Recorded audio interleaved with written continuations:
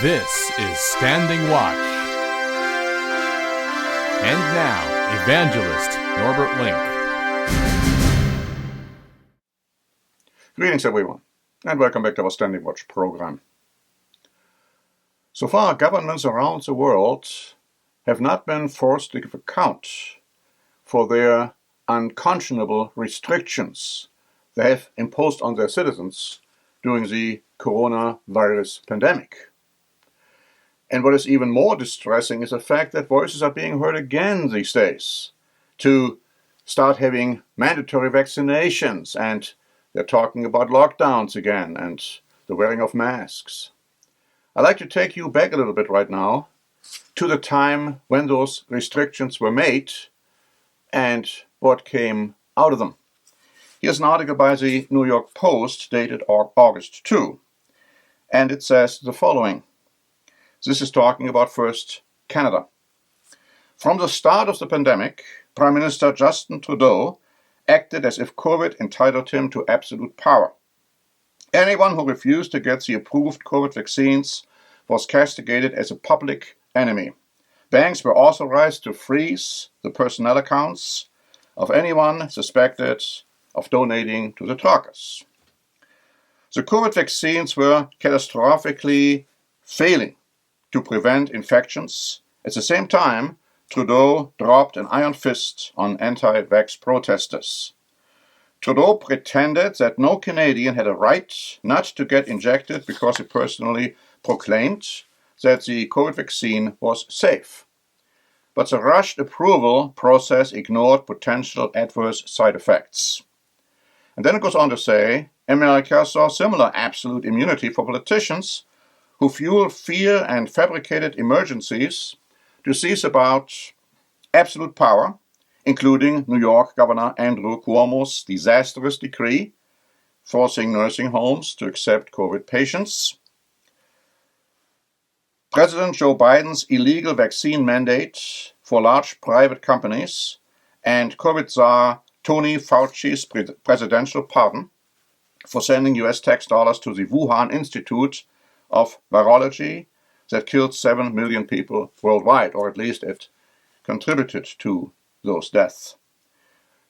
You will remember the famous words by President Biden that the unvaccinated kill the vaccinated, and the tremendous pressure he and his administration put on social media, put on the media in general, to suppress any voice which raised doubts or questions regarding the veracity of vaccinations and, of course, other restrictions.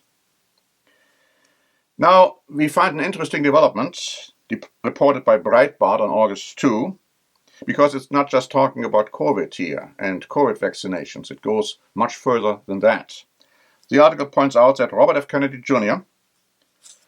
blasted federal health agencies for allowing a known neurotoxin to be injected into pregnant women and children for decades. Robert Kennedy Jr. announced that a mercury-based preservative still found in flu shots given to children and pregnant women has now been fully banned in the United States. A study found that this highly toxic mercury remains in the brain for over 27 years. Kennedy cited a CDC-funded 2017 study linking flu shots during pregnancy to miscarriage, which found the odds of miscarriage within 28 days were 7.7 times higher for women who received the vaccine. He also referenced a 2017 study that reported an elevated risk of autism spectrum disorders in children whose mothers received a flu shot during the first trimester. And so it goes on to say on August 5 by NPR, the Department of Health and Human Services will terminate contracts and cut funding for some vaccines being developed to combat respiratory viruses such as COVID-19 and influenza. Robert Kennedy Jr. announced in a statement that 22 projects to develop vaccines, including mRNA technology, valued at a total of $500 million, are being halted. Kennedy has withdrawn recommendations on the COVID-19 vaccines. He said the government and its focus is on a universal vaccine that mimics natural immunity, and that is the key. See, we hear nothing about natural immunity. We hear about the idea like you have to be vaccinated. Well, the vaccinations might not be safe, no matter what vaccination you're talking about. Well, if you don't, then you make other people sick. Well, if you do take it, maybe you get sick. So, how does this help? The problem is, what Kennedy is doing is highly recommended and should be. But President Trump seems to be muddling the waters a little bit. An article by Click Orlando from September 5 had this to say. President Donald Trump said vaccines that work should be used when asked to weigh in on a plan by Florida Governor Ron DeSantis to end vaccine mandates in the state Friday. You have some vaccines that are so amazing. The polio vaccine, I happen to think, is amazing, he said. A lot of people think that COVID is amazing. Now, that is something Kennedy would obviously not agree with.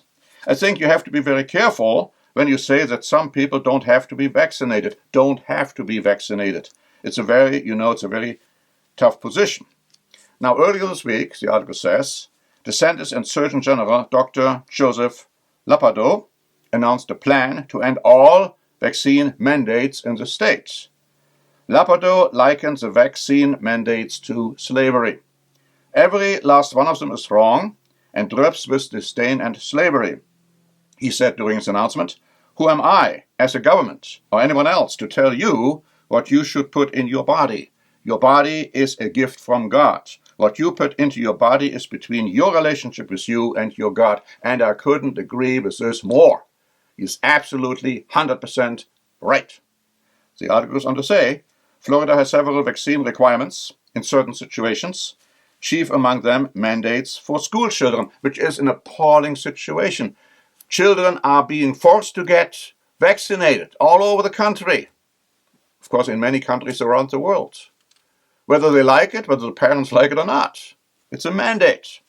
Ladapo and the Florida Department of Health may be able to lift the mandates for vaccines like chickenpox and hepatitis B, but mandates for polio, diphtheria, measles, mumps, rubella, pertussis, which is also called whooping cough, and tetanus vaccines would require repealing a decades-old Florida law, which only the state legislator can do. We should pray that the Florida legislator will do that, and that all the other states will follow their example, and that all the other countries would follow their example. Of course, we know that's not going to happen, because we're not living in a world which wants to be obedient to God, who is giving us certain rights of liberty and freedom, rights which the governments are trampling all over.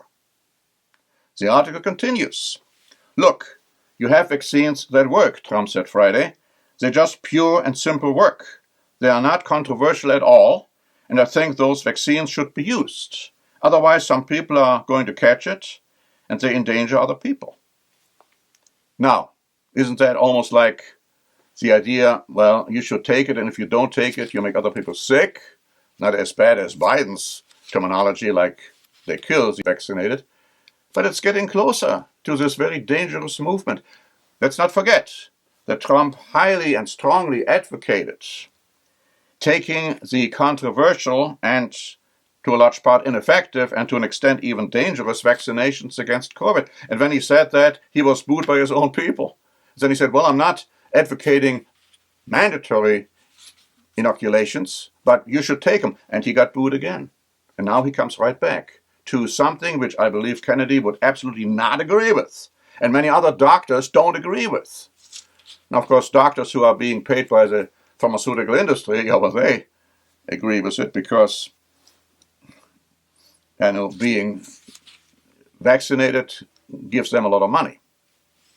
In any way whatsoever, it's not very lucrative to say you have natural immunization. Well, that's not good because no money is in that one.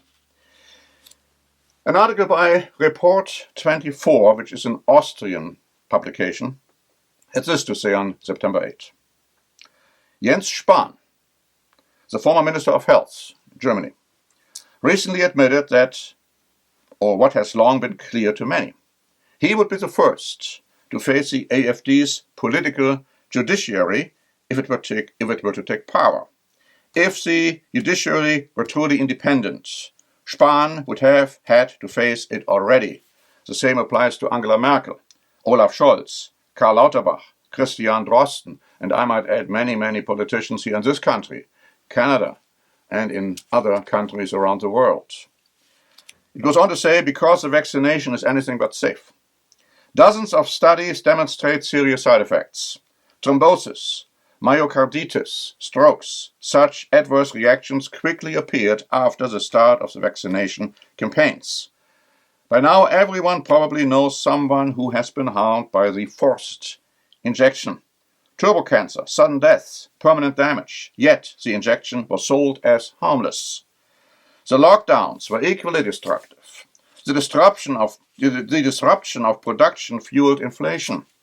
Psychologically, the number of depressions, anxiety, and suicides rose explosively. Families were destroyed by propaganda. Children lost years of their development. In terms of health, people died from untreated illnesses because they didn't dare to go to the doctor. The worst part is the knowledge of those in power. They knew the risks in advance. Corona was not a lethal virus. Manufacturers like Pfizer and Moderna promised neither efficacy nor safety. The contracts protect them from lawsuits, even in cases of serious damage, even in the death of vaccine victims. The politicians protected them. They took away the people's freedom, forced them into isolation, ruined livelihoods for absolute control, total power, for billions that flowed to pharmaceutical companies. Spahn was right in the middle of it with his mask deals. He bought all kinds of masks and then, they are sitting on them because they can't get rid of them. He organized the vaccination campaign, ignored all warnings. Merkel ordered the lockdowns. Scholz prolonged the catastrophe. Lauterbach preached panic. Drosten provided the science that suited the government's wishes. If the judiciary were independent, there would be charges, trials, and a genuine investigation. Instead, it protects the perpetrators. And then it concludes with these words. Spahn's words seem like a confession. They reveal the fear of the powerful. It may take a long time, but everyone will be held accountable for their crimes. The politicians, the pharmaceutical mafia, the henchmen, and the media. Nothing will be forgotten. Nothing will be forgiven. Not even in Austria. Very optimistic viewpoint. But you see, you have powerful organizations like the World Health Organization, and they are already pushing for new measures when it comes to mandatory vaccinations and other restrictions. Now, just to be clear, I'm not taking a position one way or the other when it comes to vaccinations, what you should do, but the point is you should be able to do it. You shouldn't have a government tell you what to do and what not to do. That is something the government usurps. It takes away your liberty and freedom and your individual right to make the decisions based on your conscience, based on your convictions, based on what you understand God is telling you. Only when Jesus Christ returns will we have true freedom. We won't have any true freedom prior to that. And that's why we should pray very fervently to God the Father, your kingdom come. Thanks very much for listening. This is Norbert Link for the Standing Watch program. Standing Watch is a presentation by the Church of the Eternal God, P.O. Box 270519, San Diego, California 92198. More information is also available at our website, eternalgod.org.